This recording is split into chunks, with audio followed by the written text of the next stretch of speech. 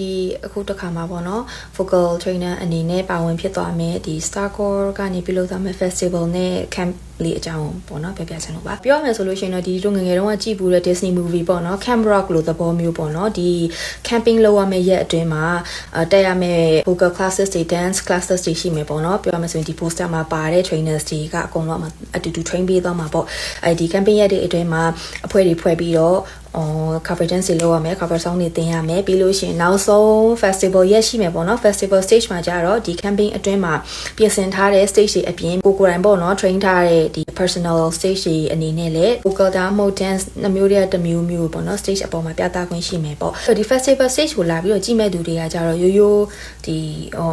ပရိသတ်လူမျိုးဒိုင်လူကြီးလူမျိုးတော့မဟုတ်ဘူးပေါ့နော်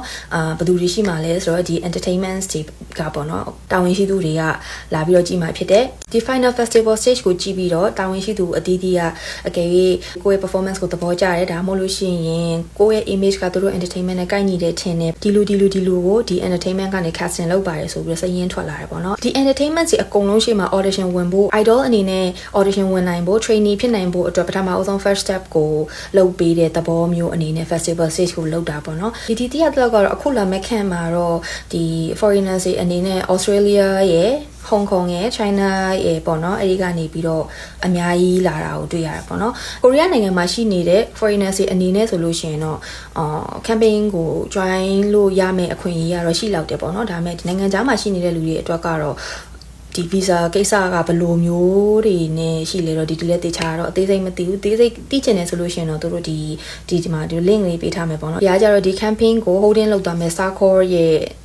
ဘယ်လို website လို့သဘောမျိုး link ပေါ့နော်ဒီမှာမေးကြည့်လို့တော့ရမယ်တော့ထင်ပါတယ်ပြီးတော့ entertainment audition စီဖြေနိုင်မယ်နောက်ထပ်တနည်းကျတော့တင်နန်းနေပေါ့နော်ဒီတင်နန်းနေကျတော့ကိုရီးယားမှာကျတော့ Hagwon ဆိုပြီးတော့ခေါ်ရဲပေါ့ audition အဓိကထားပြီးတော့ train ပေးတဲ့တင်နန်းပေါ့နော်တင်နန်းတစ်ခုကဘယ် entertainment စီနဲ့ချိတ်ဆက်ထားပြီးတော့ဒီ entertainment စီကတစ်လမှာဒီတင်နန်းကိုဘယ်နှခေါက်လာပြီးတော့ audition ကနေတဆင့်လူရွေးပါမယ်ဆိုပြီးတော့ contract တွေနဲ့လုပ်ရတဲ့တင်နန်းနေပေါ့နော်ဒီအခုပြောတဲ့ camp ကိုလုပ်မယ်ဆိုတဲ့ Starcore ကလည်းအများအားလဲပတ်နေတာတော့တင်နန်းနေနဲ့လဲပတ်နေတယ်ဒါပေမဲ့တစ်နှစ်မှာတစ်ခါဒီလို festival ဖွင့်ပြီးတော့ audition အကြီးတစ်ခေါက်ဖွင့်နေပေါ့နော်ဒီတင်နန်းမှာပဲဘယ်နေ့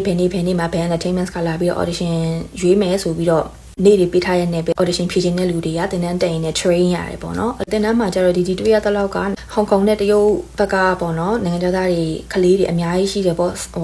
ဆက်အငယ်ဆုံးက73 14လောက်အထိဒီမြင်ဘူးတယ်ပေါ့နော်train နေတဲ့ကလေးတွေဒါပေမဲ့သူတို့ရဲ့ visa ကိစ္စနဲ့ဒီတို့မြန်မာလူမျိုးတွေရဲ့ visa ကိစ္စနဲ့ကကြတော့မတူလောက်ဘူးပေါ့နော်မြန်မာကနေပြီးတော့ဒီအထိလာပြီးတင်နန်းတက်လို့ရမယ်အခွင့်အရေးမျိုးကြတော့ဒီလဲမပြောတတ်ဘူးအမေကိုကအခုကိုရီးယားမှာနေနေတာပဲဖြစ်ဖြစ်အကြောင်းတက်နေတာပဲဖြစ်ဖြစ်ပေါ့နော်ဒီ idol ဖြစ်ချင်တဲ့စိတ်ကူးရှိတယ် audition စိတ်ဖြည့်ကြည့်ချင်တယ်ဆိုတဲ့လူတွေကကြတော့ဒီလိုတင်နန်းတွေကနေတဆင့်